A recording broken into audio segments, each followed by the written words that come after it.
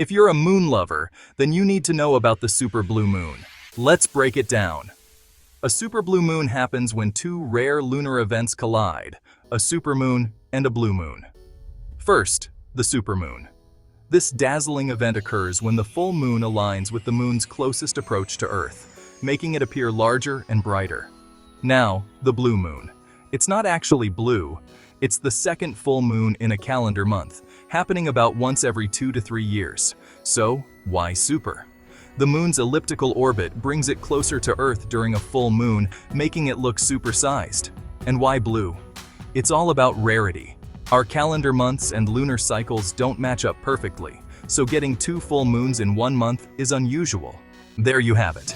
A super blue moon is a cosmic mashup of rarity and brilliance. Keep your eyes on the sky for this extraordinary event.